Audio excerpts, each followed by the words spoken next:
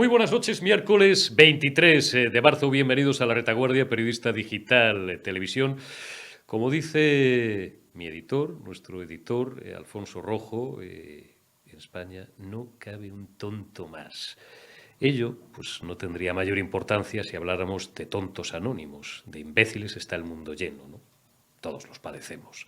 Nos pasamos el día matando tontos, saltándonos a tontos y a tontas, de dos en dos, de tres en tres, de cuatro en cuatro. Pero cuando la estulticia y la estupidez anidan en los más altos escalafones del poder, en este caso en el Palacio de la Moncloa, el asunto ya empieza a ser preocupante. Tenemos a un presidente, Generalísimo Sánchez, iros familiarizando, Generalísimo Sánchez, ahora eso sí, vas a durar menos, Pedro, tic-tac, tic-tac, tic-tac, de lo que tenías previsto. Has despreciado a tanta gente durante tanto tiempo que al final no te puede salir gratis. Tenemos, digo, un presidente que le echa la culpa a la guerra, que le echa la culpa a esta maldita desgracia que hemos padecido durante 2 años y que le echa la culpa hasta el volcán. La culpa la tiene el volcán de La Palma.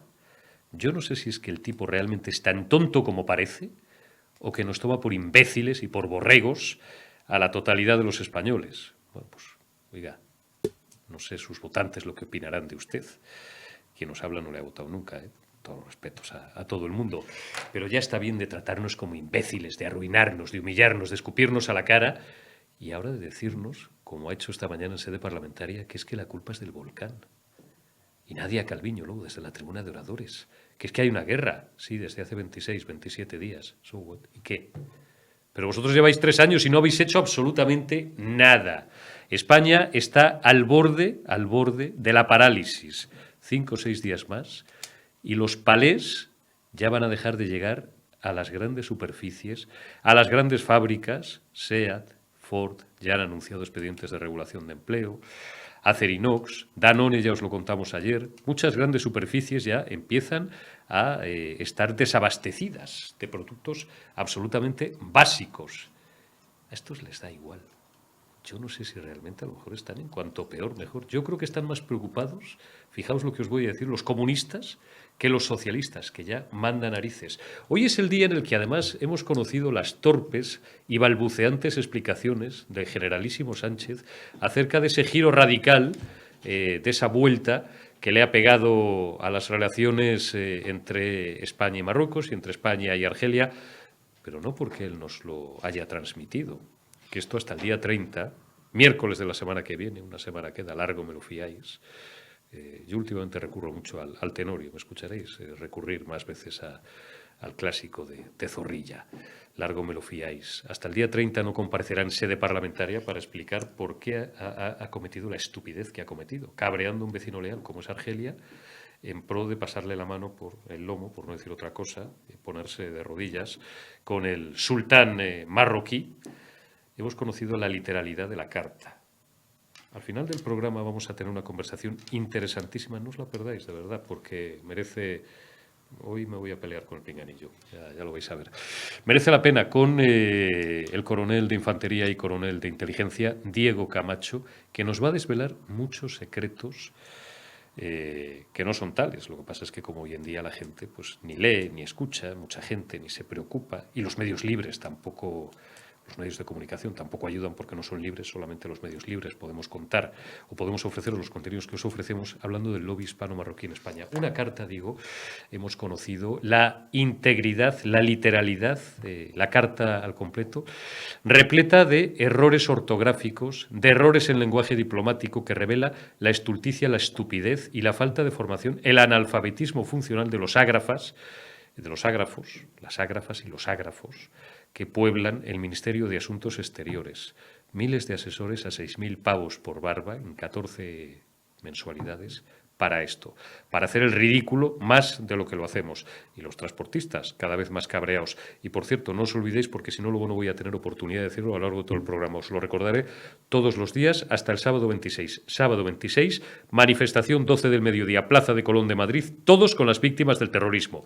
Memoria, dignidad y justicia. Lo que este gobierno socialcomunista no ha hecho con ellos durante 3 años, bueno, lo que no hizo Zapatero y lo que en parte de la legislatura de Rajoy tampoco se hizo. Sábado 26, 12 del mediodía, Plaza de Colón. Manifestación en memoria y en solidaridad con las víctimas del terrorismo. Diputado del Grupo Popular en la Asamblea de Madrid. Muy buenas noches, Sergio, ¿cómo estás? Estar aquí con todos vosotros. Un placer, el placer siempre es mío y lo sabes, amigo. Oye, por cierto, muy de pasada, antes de hablar un poco y meternos un poquito con razón, con toda la razón, con el gobierno socialcomunista, este principio de acuerdo al que se ha llegado, que Vox ha vendido con gran fanfarria y que fuentes del Partido Popular a mí me indican que, bueno, que de momento está más verde de lo que parece, pero de reducir el número de diputados de la Asamblea de 136 a 91, bueno, en principio es una música que a la gente le suena bien, ¿no? Como algo, bueno, que es testimonial, porque al fin y al cabo hablamos de diputados, claro, si de podar la administración hablamos, habría que meterle mano a los cientos, no, a los miles, decenas de miles de asesores de toda la y de todo signo político en gobiernos autonómicos, municipales, hasta en diputaciones provinciales y, por supuesto, en ministerios y en gobierno central. Pero la música a la gente le está sonando bien, Sergio, que los políticos den muestra de austeridad y empiecen a apretarse el cinturón. Sí, es una de las propuestas que el Partido Popular ya intentó implementar en legislaturas pasadas y que nunca le ha sido posible porque necesita la reforma del Estatuto de Autonomía, que implicaría pues que la izquierda también diga que sí a ese cambio y limitación de diputados. Una de las cosas que abogamos desde un principio, que estaba, ya digo, en el programa electoral de años anteriores y que nuevamente en nuestro programa electoral también estaba y, por lo tanto, pues adelante con ello. También hay que decir que la Asamblea de Madrid es una de las asambleas, si no le diría que la que más austera de toda España. Con muchísima diferencia, porque, vamos, pueden comparar desde salarios, pueden comparar desde cualquier otro tipo de prebenda que pueda tener un político en otras administraciones. Desde la Asamblea de Madrid no se tiene ninguna. Y, de hecho, bueno, pues muchos de nosotros seguimos trabajando en nuestras profesiones y Correcto. seguimos haciendo nuestro trabajo fuera de la política, que es bastante complejo porque compaginar pues vida profesional con la vida de la Asamblea de Madrid es algo realmente duro, pero bueno, creemos que no solamente hay que reivindicar y pedir que se apliquen esas medidas, sino que también hay que aplicárselas a uno mismo para poderlas defender con coherencia y con lógica. Está claro. Que le digan algo sobre austeridad al generalísimo Sánchez y algunas de sus ministras, como la ínclita Irene Montero, 20.300 millones, nos va a doler la boca de repetirlo, para chiringuitos feministas, para políticas de género, y 500 millones, tú eres economista, Sergio, y además te has movido toda la vida con números en el campo de la auditoría y del análisis financiero, 500 millones para todo el sector, para parar este sin Dios de huelga de camioneros, que ya es una cuestión de Estado, ya no es una huelga ni es un paro. Esta mañana echaba cuentas uno de los portavoces de una de las muchas asociaciones de transportistas que hay, decía 500 millones dividiendo, prorrateando, salimos a 4 céntimos el litro por camionero, y encima sin precisar, y encima como no corre prisa, sabes cómo te digo, no corre prisa, pues hasta el día 29 rean de rean, porque estamos esperando a ver qué dice Europa. Si es que en una semana nos quedamos sin suministros. En una semana España se para. Y el generalísimo Sánchez, yo creo que nos está dando cuenta que tiene una bomba de relojería, con perdón, debajo del culo. 20.000 millones de euros son más de 150 veces el presupuesto del Real Madrid para un año. A empezar. Eso para que todo el mundo pues tenga una idea de qué va, porque con esas magnitudes nos perdemos sobre cuántos son 20.000 millones de euros. Dos, mire, decirle que los transportistas son transportistas, pero no tontos. ¿A qué me vengo a referir? Hombre, que lo que no puede ser es que aumenta solamente la recaudación por IVA, por impuestos especiales, hidrocarburos, más de 10.000 millones de euros en el año 2021. Y ahora se le pide o se le dice a los transportistas que van a tener ayudas por 500 millones de euros. Pues ya lo tiene, ya puede comparar. Si solamente con lo que se ingresa en un año son 10.000 millones de euros y en el otro le está dando una ayuda de 500, hombre, le está tomando el pelo. Y vuelvo a decir, o sea, son transportistas, pero no tontos. Por favor, señor Sánchez, Sí. sea un poquito coherente con todo lo que está incluso proponiendo. Y dos, como bien marcaba usted, póngase las pilas porque esto corre muchísima prisa. Pero tú fíjate si son sin vergüenzas, con separación, sin vergüenza, que es una forma de hacer política, hacerla sin vergüenza, como lo hacen estos tíos, que dicen Calviño y Chiqui Montero, que esto de bajar los impuestos que no, porque las que se van a forrar son las gasolineras y los gasolineros, que subvenciones, que es lo que le mola, que es lo que le pone a la izquierda, ¿no? Subvenciones. Y última pregunta ya, Sergio, porque ya estás llegando un minuto tarde a la cena de la que te he sacado. Daba el dato ayer Ruiz Jarabo, casi nadie al aparato, exdirector de la agencia tributaria, que esto de que no hay margen para reducir los impuestos no es ni bueno ni malo, sencillamente es mentira, es falso. Como tantas y tantas mentiras de este gobierno socialcomunista. En 2021 crecieron los ingresos tributarios un 15% y los ingresos en concreto tributarios con respecto al sector de hidrocarburos en un 80%. Es que ni cuando nos mienten nos dicen la verdad, insisto. Además es que se ríen de nosotros y pretenden reírse de los transportistas. Pero en esta ocasión, aquí sí que te digo, les ha salido el tiro por la culata.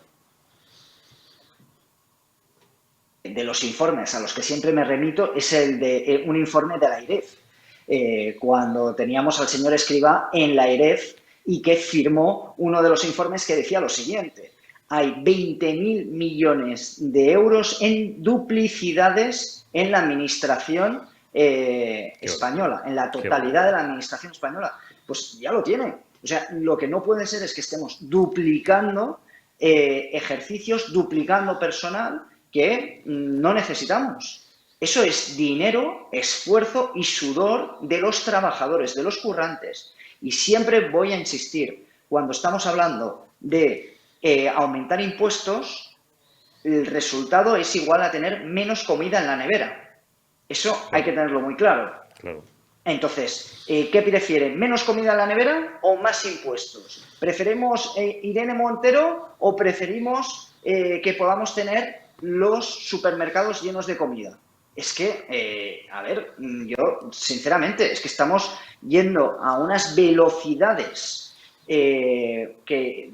hacia una economía a nivel Argentina que es que no tiene nombre, es que no tiene parangón, es que es de verdad, todos los errores que se han podido cometer los hemos cometido y encima potenciado, haciendo que tengamos desabastecimiento en algunas zonas. Es verdad que no en todas, eso hay que decirlo, no hay que alarmar, pero empieza a carecer a determinados productos debido a una situación del transporte que es muy comprometida y será que no hemos avisado, será que no habíamos avisado de todo esto. Coincido contigo, más que a una venezuelización de España, y sobre todo desde el punto de vista económico, vamos a una argentinización de España, y lo tenemos muy hablado con nuestro común y buen amigo Daniel Lacalle. Argentina, ese gran país, ese gran pueblo, que durante décadas lo único que ha padecido, y parece mentira con lo inteligentes que son los argentinos, es una recua y una caterva de políticos ladrones y sinvergüenzas,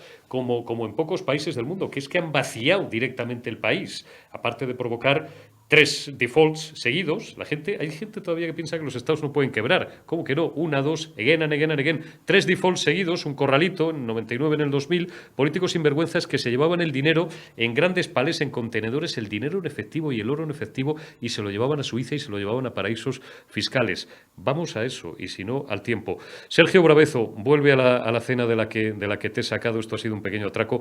Gracias, amigo, y muy buenas noches. Hasta la próxima. Todos vosotros. Álvaro Climent, economista, analista financiero, lo mejor de lo mejor, como siempre en Periodista Digital Televisión, siempre os ofrecemos a los mejores contertulios y a los mejores analistas y a los mejores protagonistas, y además encima es amigo mío. Álvaro Climent, muy buenas noches. Buenas noches, Eurico, ¿cómo estás? Como decía el maestro Neto, bien, si no me comparo. Hemos tenido meses peores últimamente. Ahora estamos especialmente bien, ya sabes a lo que me refiero. Don Álvaro Climent, ¿por dónde empezamos? 9º día de huelga de transportistas. No solamente el temporal no amaina, sino que arrecia. Esta mañana escuchaba en más de una radio a distintos portavoces de las asociaciones de camioneros, de transportistas, decir que esto ya no es un paro, no es una protesta, no es una huelga, que lo llamen como les dé la gana, es una cuestión de Estado. Y lo dije ayer en Periodista Digital Televisión, lo dije ayer aquí en La Retaguardia anoche, y lo vuelvo a repetir. Si el gobierno no se toma esto en serio y si la cosa sigue como va, en una semana está paralizado el país. Y lo que no consiguió este gobierno, con su estulticia, con su desprecio a los españoles y a la política real, y que, bueno, no se produjo, y eso que algunos lo esperábamos y teníamos información incluso policial durante, no lo puedo decir en YouTube, durante el tiempo que estuvimos, que fue un estallido social, se puede empezar a producir de aquí a una semana si realmente España se para, Álvaro. Y el gobierno, pues tocando la lira, ¿no? ¿Realmente son tan estúpidos como parecen? ¿O realmente es que están paralizados por el miedo o por no saber qué hacer? ¿O esperando a esa maravillosa fecha del día 29 que nos anuncian, no sé qué conejo, con perdón, se van a sacar de la chistera, ¿no? Que nos lo resuelva Europa todo? Bueno, es una cuestión de más bien de no Estado, es decir, hay una ausencia de Estado en este momento y una ausencia de gobierno total y absoluta ante una situación que les ha desbordado. Es decir, yo creo que este gobierno lleva desbordado desde prácticamente finales de la pandemia. El problema, evidentemente, lo estamos viendo todos los días en los periódicos económicos, en el cual, cuando no es empresas como Danone o empresas como Cuétara o empresas como Gallo, hoy empezaban a hablar ya precisamente de paros en las empresas de vidrio. Es decir, ya no Arcelor tienen sus también, hemos insumos. escuchado. Sí, Arcelor, Acerinox ya ha empezado un ERTE en su factoría de Cádiz. Es decir, se junta, digamos, el tsunami perfecto, es decir, ya no solamente los problemas de las cadenas de suministro que venían de alguna manera debilitadas por todo el tema del COVID, ahora con el tema de la guerra y la invasión de Ucrania, evidentemente se han acentuado. Si encima en España permites que la huelga de transportes pues dure lo que está durando y que evidentemente se prolongue, si dicen que mañana van a adelantar la reunión precisamente que tenían prevista para el viernes y que no se levantarán sin una solución. Yo espero que sea así, espero que sea así. Hasta ahora toda la actuación del gobierno es patética. Creo que minusvaloraron precisamente el impacto que podía tener lo que ellos llamaban un colectivo minoritario, que se ha demostrado que minoritario no es, y ya no solamente no es minoritario, sino que además tiene un apoyo social cada vez mayor.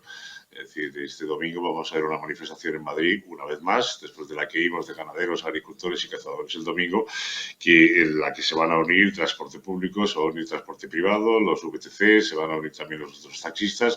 Es decir, que esto ya no es una cuestión de atacar a un pequeño colectivo al que han llamado de extrema derecha y ultraderecha, así que son muy agresivos, sino es tomar conciencia de que en un momento en el actual, en donde estamos con una recuperación económica incipiente y que además España está a la cola de esa recuperación y con una inflación ya que se nos va a ir al doble dígito probablemente en marzo, yo calculo que el 10% lo veremos en marzo seguramente, si quitamos y hacemos el efecto de mismos impuestos, nos vamos a encontrar una situación absolutamente caótica desde el punto de vista económico, caótica desde el punto de vista de Bruselas y antes o después, pues Bruselas tendrá que poner pie en pared y decirle a este gobierno que tiene que empezar a tomar una serie de decisiones drásticas, porque si no, nos vamos a encontrar en una burbuja de crisis, de déficit, de acumulación de deuda que va a ser absolutamente insostenible. Es decir, esto no hay quien lo solucione. Lo que me sorprende es que tarden tanto en tomar una decisión tan sencilla como es en el caso de la electricidad y el gas, que es bajar los impuestos. Oiga, está usted recaudando este año un exceso de impuestos sobre lo que usted tenía previsto precisamente por la subida del gas y por la subida de la inflación. Coja usted ese exceso y dedíquelo directamente a todos los colectivos que están afectados y además a los consumidores de a pie que están sufriendo precisamente ese incremento en la factura de su calefacción, de su cocina, de los precios que tienen en el supermercado. Es tan sencillo como eso. Hágalo de una puñetera vez. Y es que no hay que esperar más, no hay que esperar a que Europa nos dé la autorización. Europa ya ha dicho, haga cada país lo que considere que tenga que hacer. Y los países europeos homólogos, como puede ser Polonia, como puede ser Francia, como puede ser Portugal, como puede ser Alemania, el propio Reino Unido, están tomando ya una serie de decisiones que son ayudas directas precisamente a los ciudadanos y ayudas directas a los sectores. Estamos hablando de 2.000 millones, 2.500, 4.000 millones en cada uno de los países y España pretende darle 500 millones a unos transportistas que son capaces de pagarte el país como lo estamos demostrando crearte una situación de suministro y de problemas en todas las industrias principales de este país y les da 500 millones que al final, si lo comparas con lo que han aprobado para los chavales de 18 años, que son 500.000 los que van a recibirlo, son 200 millones, es decir, es que es una ofensa, es que es un insulto total y absoluto a unos señores que se dejan la piel todos los días y que trabajan más de 12 horas precisamente para traernos los productos a nuestra casa. O sea, me parece absolutamente indignante. Has hablado de inflación de doble dígito. Incido en este dato. La Reserva Federal, por si alguien no lo sabe, no todo el mundo tiene por qué ser experto en economía, hace unos días que ha empujado a empujar, y lleva mucho tiempo sin empujar los señores de la Reserva Federal, que nadie me interprete mal, no estamos en horario infantil, los tipos de interés al alza. Inflación de doble dígito es por encima de un 10%, probablemente de aquí, dices a un mes, a 2 meses, como si son 3, me da igual, yo creo que no vamos a llegar a tanto, tú sabes más que yo. Leí ayer la tesis de uno de mis mejores amigos, que es Guillermo Rocafort, camarada, hombre además excepcionalmente bien informado, que muchos a lo mejor, si siguen sus hilos, yo recomiendo seguir a Guillermo en Twitter y seguir sus artículos y seguir sus intervenciones. Yo siempre que puedo le pesco para, en el mejor sentido, para mis programas. Lo que pasa es que es un hombre extraordinariamente ocupado. Una tesis y la saca de gente que sabe lo que dice. Corremos el riesgo, Álvaro, de que nos intervengan, de que nos monten en 4 días como le hicieron nada más y nada menos que a Silvio Berlusconi, casi nadie al aparato, Berlusconi, no generalísimo Sánchez, no el muñeco este que tenemos en Moncloa, sino Silvio Berlusconi en horas 48, le levantaron de la silla un viernes por la noche y un lunes, ¿te acuerdas, Álvaro? Estaba ya sentado un tal Mario Monti. Corremos ese riesgo. Yo he llegado a leer a Guillermo, insisto, me fío mucho de Guillermo, bueno, también lo he pescado en algún otro sitio, pero no puedo decir dónde, un gobierno de salvación nacional presidido, pongamos que por un tal Josep Borrell. ¿Corremos ese riesgo de que Europa nos pueda intervenir? Somos el 12% o el 11%, corrígeme, el 11 y pico del PIB de la eurozona. Sí, somos la cuarta economía de la eurozona y evidentemente una preocupación en este momento que está encima de la mesa. Es decir, precisamente la eurozona en este momento está en una situación muy complicada, aunque Christine Lagarde insista en que la palabra estanflación y recesión no está encima de la mesa, está encima de la mesa. De hecho, Alemania va a entrar en recesión técnica, sí o sí. Recesión técnica, perdón, para los que son 2 trimestres consecutivos de crecimiento negativo. Eso es una recesión. En negativo. Exacto, 2 trimestres seguidos. Y nos podemos encontrar además, lo estamos viendo en todos los organismos internacionales, la OCDE, el propio FUNCAS en España, las revisiones a la baja que se están haciendo precisamente de crecimiento en Europa, ya están en el 2%, incluso algunos lo ponen por debajo del 2%. ¿Podemos ver una situación similar en España? Yo creo que no. Es decir, la Unión Europea en este momento tiene otras preocupaciones encima de la mesa bastante más serias, ¿no? Estamos ante una situación de una amenaza nuclear por parte de Putin, ya lo ha dicho claramente, que en un momento en el que se vea amenazado por encima de la mesa precisamente la palabra nuclear, para que bueno, pues la gente empiece a tensar las cuerdas, empecemos a ponernos nerviosos y reculemos en algunas de las sanciones puestas, pero es evidente que la Unión Europea ahora mismo tiene un papelón muy complicado sobre todo desde el punto de vista energético. Por fin, yo creo que es la parte positiva de todo este conflicto, es que vamos a dejar todas las políticas, digamos, despilfarradoras en energía verde y renovable que hemos visto en los últimos años y que ya hemos visto que y se ha demostrado que no son precisamente la solución en un momento de crisis. Y parece que, bueno, pues volvemos otra vez a la senda de la palabra nuclear encima de la mesa, el gas, incluso los combustibles fósiles, lo cual, bueno, pues es una buena noticia. Mientras tanto, bueno, siempre y cuando, mejor dicho, países como España se den cuenta de que lo que hay que hacer precisamente es cambiar ese chip. Es decir, tenemos que empezar a cambiar el chip de una puñetera vez, empezar a utilizar todos los recursos a nuestra disposición, tanto en Europa como en España, para no tener esa dependencia energética del exterior y precisamente, y sobre todo muy importante, de países totalitarios como puede ser Rusia, como puede ser China o incluso algunos Emiratos Árabes, que son los que se van a beneficiar claramente de toda esta situación. Hay que recordar que China está encantada porque todo el movimiento renovable que se venía haciendo hasta ahora, a quienes comprábamos los paneles solares y muchos de los materiales era precisamente a China. Y en este momento los Emiratos Árabes están precisamente reconvirtiendo su déficit a superávit por los altos precios del petróleo y porque precisamente se está tirando mucha más demanda de esos países por parte de países europeos, ¿no? Yo creo que en este momento, es decir, creo que se ha llegado a un punto de inflexión en el cual conviene hacer una buena sentada. Ahora se reúne el Consejo Europeo el 24 y el 25 para hablar de energía precisamente.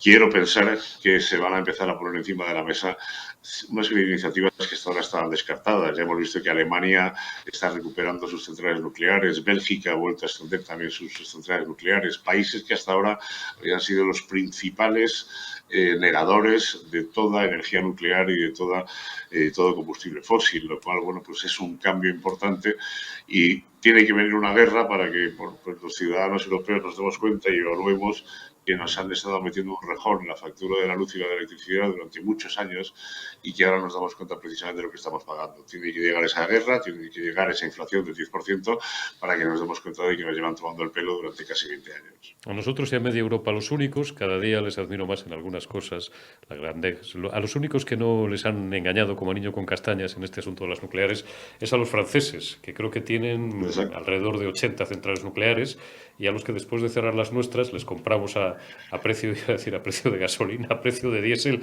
o a precio de diamantes picaditos, la energía nuclear. Última pregunta, Álvaro, digo, vamos a lo tuyo, estricto sensu.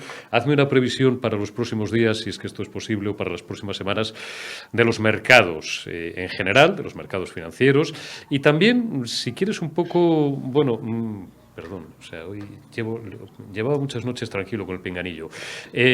Divisas, esta mañana he leído que Putin ha tomado la decisión para intentar apoyar al rublo, que se desploma, de seguir utilizando, bueno, pues en sus transacciones y tal. Y luego también veo, por otro lado, un interés inusitado de repente. Cuidado con eso, y no soy quien para decirlo, ahora Climent me corregirá si me equivoco, ¿no?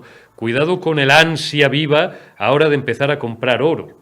Me imagino que nadie ya es tan incauto de ir a pedir un lingote a la calle, ¿no? Pero no sé, productos financieros, ETF, referenciados al oro, ese tipo de cosas, porque el oro es como la fiebre de los niños, Álvaro. Sube, como otras cosas, pero de repente, ¡zas!, se desploma y ya está. Y de repente dices, pues se te queda una cara de panoli. ¿Y cómo pueden evolucionar las bolsas? Sobre todo también con esa subida de tipos como trasfondo. Las bolsas, como bien hemos comentado ya contigo muchas veces, están dopadas ahora mismo todavía por una inyección de liquidez por parte de los bancos centrales que evidentemente poco a poco estamos viendo que empiezan a recular, ¿no? Es decir, tú lo has mencionado antes, la Reserva Federal ya ha hecho su primera subida de tipos y empieza ya a anunciar recortes precisamente de todo lo que son los estímulos económicos y monetarios al sistema. Pero eso es la Reserva Federal americana. Hay que recordar que el ciclo americano va muy por delante del ciclo europeo.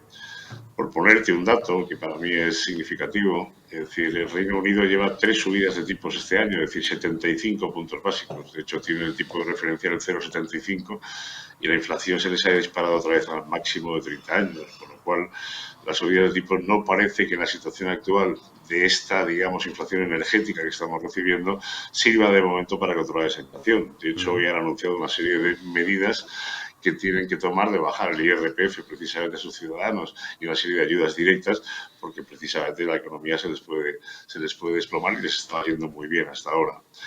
Los mercados, mira, yo creo que los mercados van a estar muy al borde de lo que digan los bancos centrales. El Banco Central Europeo, conociendo la gran política de Christine Lagarde, porque es una política que técnica, evidentemente, al final va a estar muy pegada al dato. Muy pegada al dato y muy cerca de sus afines para intentar defender cualquier decisión que pudiese ser algo drástica con respecto a lo que he dicho hasta ahora. ¿Que Europa va a tener que tomar decisiones más drásticas que las que han dicho? Sí. ¿Que vamos a ver subida de tipos probablemente este año? Pues dependerá del impacto que tengamos en la economía y si realmente nos vamos hacia esta inflación tan temerosa que la propia Christine Lagarde no quiere ni mencionar. Si realmente vemos esa estanflación más cerca en lo que es el conjunto de la Unión Europea, los tipos probablemente no subirán hasta el 2023, lo cual va a dejar una cierta, digamos, tranquilidad en las bolsas y no va a presionar. Dices el oro. El oro para mí ha sido el valor refugio de toda la vida. Lo que pasa es que el oro funciona en inflaciones muy altas, sobre todo por encima de doble dígito. Se ha ido a $2.000 la onza, lo cual ya ha tocado casi su máximo. Podría tener un repunte adicional si vemos que esas inflaciones se acaban disparando y se convierten más en estructurales que en coyunturales, cosa que me parecería muy arriesgado. Probablemente podríamos ver otro tirón del oro, pero no va a ser precisamente el activo que precisamente dé unas rentabilidades muy superiores con respecto a otros activos. Yo creo que las bolsas todavía, en la medida en que siguen topadas y las primas de riesgo, aunque han doblado prácticamente con respecto a 6 meses antes, todavía siguen en unos niveles de riesgo aceptables, con lo cual hay posibilidades, hay oportunidades dentro de la renta variable y que además de valores que están ligados y que cubren la inflación, que de alguna forma podrían ser el refugio para esos inversores que buscan pues, juguetear un poco en estos mercados que, como tú y yo sabemos, pues tienen bastante volatilidad y muchas veces poco de raciocinio, ¿no? Dígamelo usted a mí que yo, y no es el Paleolítico Superior, los 3 años que estuve fuera de este encanallado oficio, pues, en fin, no a su nivel ni muchísimo menos, pero me dedicaba a esto. Y recuerdo el IBEX, ¿en cuánto, Álvaro? ¿En 15.000? ¿En 16.000? ¿Cuál fue su máximo histórico? 16.000. Estamos en Por la encima de mitad. 16.000.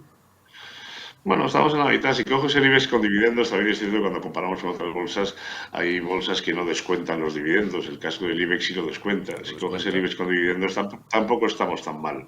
Es decir, la verdad es que hemos tenido un bajón con respecto al máximo, pero tampoco ha sido tan grave. Y si acumulamos esos dividendos del índice, la evolución tampoco ha sido tan desesperante. El problema es que España no es un mercado de referencia. España son 4 bancos, Telefónica, Inditex y 4 eléctricas. Ese es el problema de nuestro índice, que no representa la economía real. La economía real, todo lo que estamos hablando aquí de los transportistas, de la alimentación, de todos esos sectores que tanto nos preocupan, no están representados en el índice, con lo cual las comparativas muchas veces son odiosas porque al final dependes de que los bancos tiren del índice o no, o que un Inditex le vaya bien las ventas o no, o incluso que la propia Telefónica esté sujeta a una OPA. Es decir, ese tipo de movimientos son los que les acaban moviendo el índice. El resto, la verdad, es que tiene muy poco peso.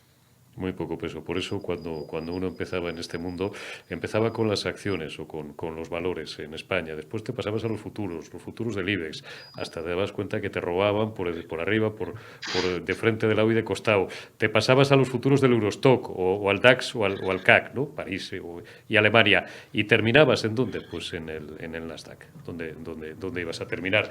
Y las divisas no, porque era muy estresante, don Álvaro, porque si usted quisiera Bueno, se pasaría tengo que 24 horas, decirte, ¿verdad?, delante de la pantalla. en defensa del mercado español, tengo que decirte Defienda. que hemos sido el mercado más transparente de toda Europa.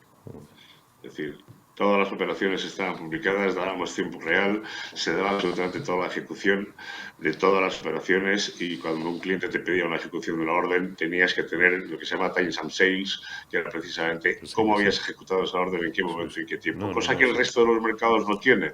Si eso era Con lo cual, pluscuamperfecto. Yo me refiero nos hemos a las quejado muchas horquillas, don veces de Álvaro, y ello. no nos vamos a poner técnicos. Las horquillas No. de 5 pipos o hasta 10 pipos que decías. Joder, es que así Exacto. no hay forma de sacar un Ahora ya el mercado está 1% por entrada y intervenido. salida. Exacto. Ahora ya no puedes, ya tienes unas variables diarias que te impiden que los mercados caigan más de un 5%, lo que llaman los índices de volatilidad, y las subastas de volatilidad que suspenden el mercado inmediatamente. No así en Estados Unidos, que desde el último susto han empezado ya a ponerse las pilas, pero precisamente España ha sido uno de los mercados de más transparentes y seguros desde el punto de vista de las transacciones bursátiles. Bueno, le ve usted bien ahí de lo que se decía cuando usted y yo jugábamos al fútbol hace 30 años. Ha ejercido usted de buen defensa de cierre y bien que se lo agradezco. Don Álvaro Climent, que es siempre un placer hablar con usted, de verdad, de bolsa, de economía, de política y de la vida. Cuídate mucho, amigo. Buenas noches. Lo mismo digo, Rico. Buenas noches. Muchas gracias. Chao. Saludamos ya al tercer y último invitado de la retaguardia de esta noche en Periodista Digital Televisión, mi buen amigo, el coronel de Infantería y coronel de Inteligencia, Diego Camacho. Mi coronel, muy buenas noches, ¿cómo estamos? Hola, buenas noches, Eurico. Pues estamos bien sorprendidos y alarmados.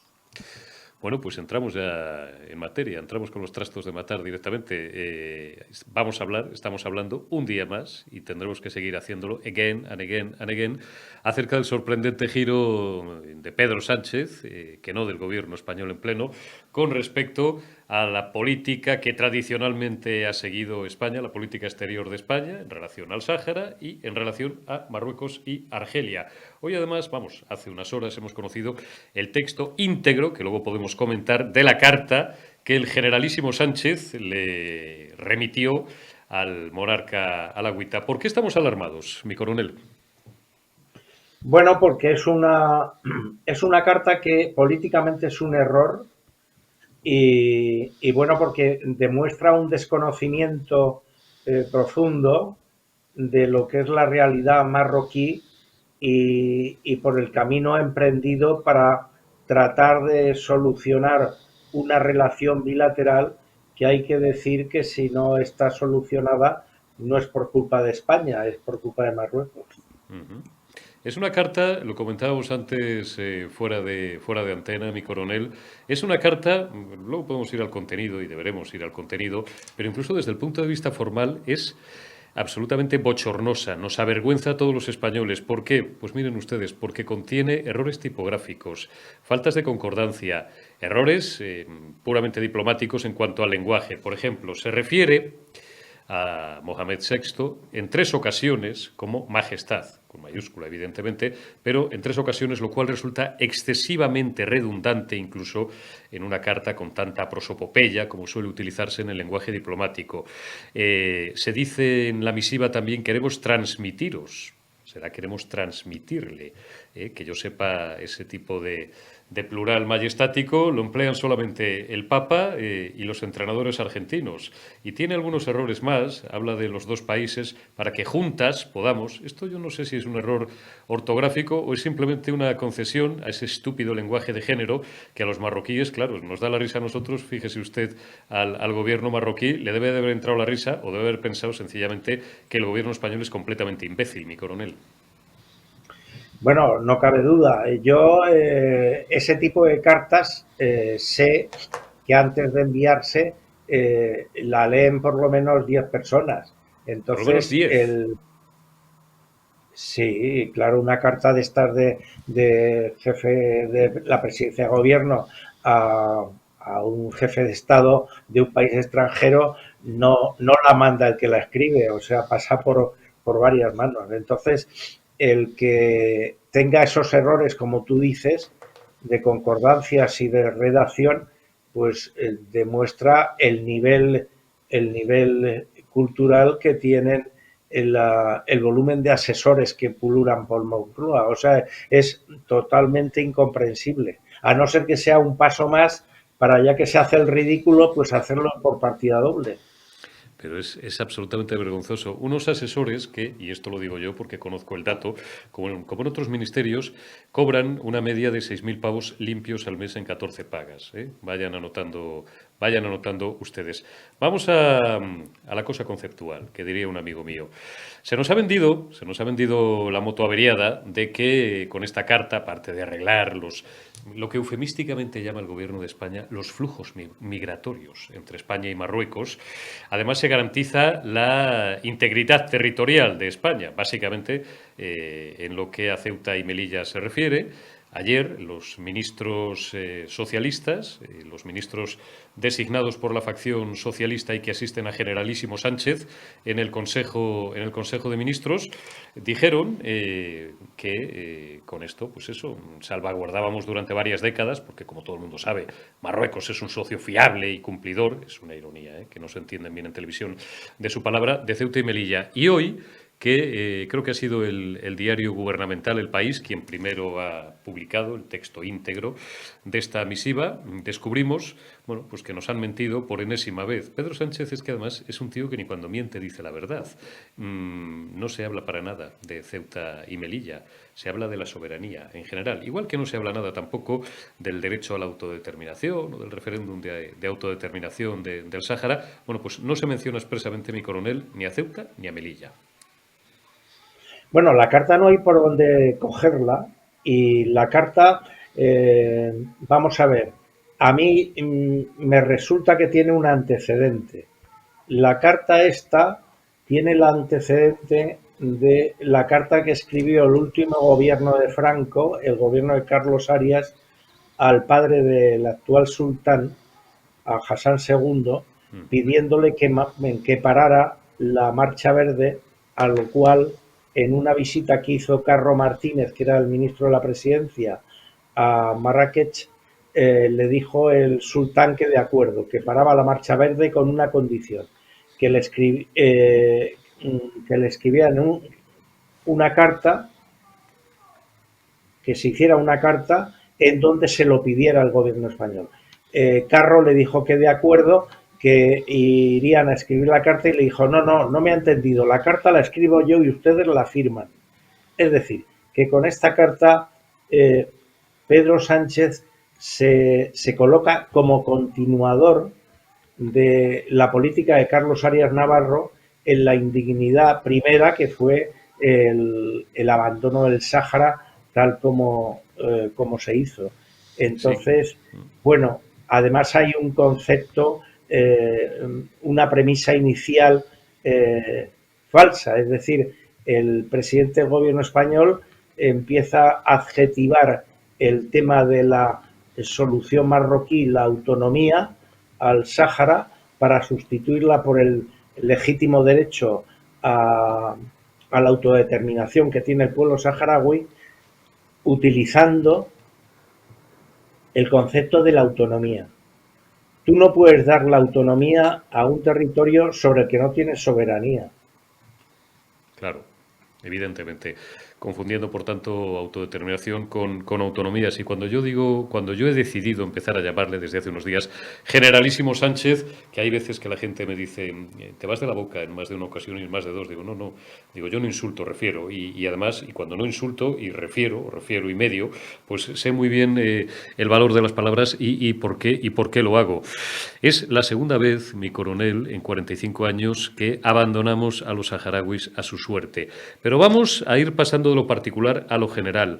Tú conoces, porque has estado destinado allí muchos años, como militar y en labores de inteligencia también, muy bien, y cuando digo muy bien, yo siempre digo, hombre, nunca se puede decir quién más, pero seguro que eres una de las 3-4 personas en España que mejor conoce ese territorio desde el punto de vista no solamente político, evidentemente, sino militar y de inteligencia. Marruecos y Argelia.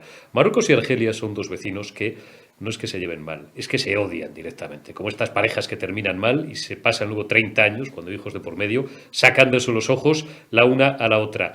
Y nunca, bueno, el equilibrio para España, por tanto, que es la potencia que está justamente sentada o con su trasero depositado sobre esos dos países, siempre es complicado, siempre es delicado.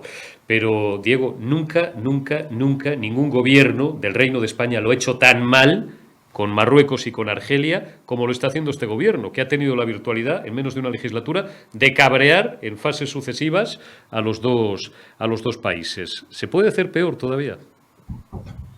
Bueno, toda situación en manos de Sánchez yo creo que es susceptible de empeorar.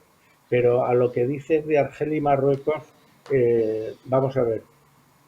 España tiene dos vecinos en el Magreb, que tú has mencionado. Uno de ellos es un mal vecino, que es Marruecos, y otro es un buen vecino, que es Argelia. Que yo recuerde, nunca Argelia ha decepcionado o ha traicionado o ha fastidiado los intereses españoles en el Magreb. Marruecos es todo lo contrario. Entonces, digamos, Marruecos es un país expansionista y, lógicamente, pues te digo, sobre Mauritania no se va a expansionar porque no le deja Francia. Sobre Argelia no se va a expansionar porque no le deja Argelia. Entonces, el único sitio que tiene Marruecos para expansionarse es España. Y, sin embargo, Argelia es un país que incluso durante la Guerra Fría, después de la independencia de Argelia, estaba, como sabes, en el bloque vinculado a la Unión Soviética. Argelia nunca gastó ninguna faena a España y las relaciones con Argelia siempre fueron de buenos vecinos, a pesar de estar en el bloque oriental, que estaba con la Unión Soviética. Con Marruecos no puedo decir esto mismo. Marruecos es un país que en la semántica de Henry Kissinger, en su tesis doctoral, lo define como un país gamberro. Un país gamberro es el que sistemáticamente viola la legitimidad y la legalidad internacional que es el caso de lo que está haciendo Marruecos con el Sáhara desde hace 40 y tantos años. Bien es verdad que con la ayuda de Estados Unidos y Francia y con la connivencia, blandura, cobarde de, desgraciadamente, España. Los países, los estados gamberros, efectivamente, que no es una frase vulgar ni tal, sino que efectivamente, mira, me has recordado, claro, la terminología de Kissinger, que luego en distintas administraciones o sucesivas administraciones norteamericanas, ¿cómo se dice hack en inglés, no? En los países gamberros estaba Marruecos, estaba Irán y estaban algunos más. Fíjate, y esto yo se lo llegué a leer incluso a gentes tampoco sospechosas de ser de derechas y que lo reproducían luego.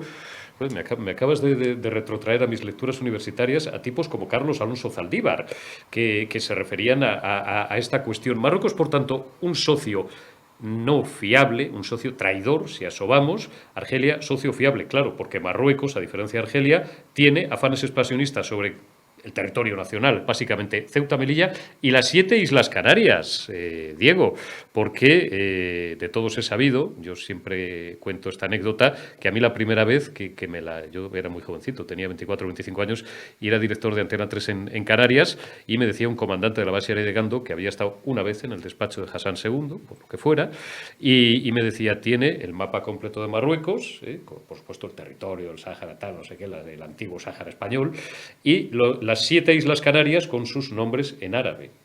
Eso es algo a lo que Marruecos no va a renunciar jamás, no a Ceuta y a Melilla, a las Islas Canarias.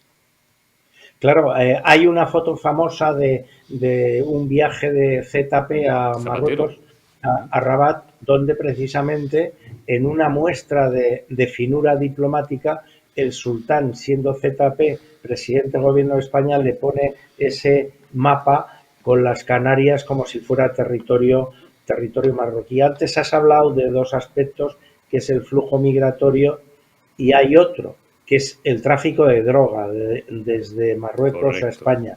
Y son dos flujos. El primero, digamos, manejado por la Casa Real marroquí, es decir, quien gestiona lo que es la droga para exportación a Europa y Marruecos, está controlada por la Casa Real marroquí. Cuando yo estaba destinado en Rabat, era la hermana de Hassan II, Lala Hasna, la que llevaba este negocio, y ahora el flujo migratorio no es nada más y nada menos que una cooperación de los traficantes de personas con el gobierno marroquí, y lo que hace el gobierno marroquí es orientar ese flujo y esas marchas hacia Ceuta, Melilla o las Canarias en patera de una forma acorde con sus intereses. No es gente que espontáneamente esté llegando de forma aislada y tal, sino es un acuerdo que hay con estos traficantes de personas y que, bueno, los utilizan pues de la forma que les parece más conveniente, y no hay nada más que hacer una foto aérea de la costa atlántica marroquí para ver cómo están preparadas las pateras para cargar de migrantes y lanzarlos para España. Hay un detalle importante que conviene saber, Eurico, y es que según la Constitución marroquí, todo ciudadano que nace hijo de marroquíes tiene el deber de lealtad al sultán desde que nace hasta que muere.